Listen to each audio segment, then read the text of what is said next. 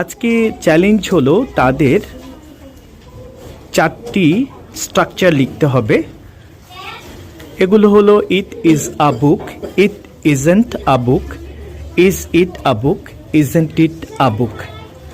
এটার সাথে তারা 30টি নাউন ওয়ার্ড লিখবে। এগুলো fruits, flowers, vehicles, tools etcetera. এবং এখানটা একটি গেম আছে, সেটি হলো এই বাক্যগুলো যে লিখে শেষ করতে পারবে সে প্রাইজ পাবে। খুব দ্রুত এগোচ্ছে, আমরা দেখছি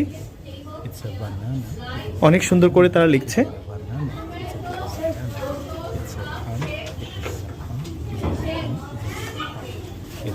হ্যাঁ, আমরা এর মাঝে একজন শিক্ষার্থী পেয়েছি যে সবার আগে শেষ করেছে।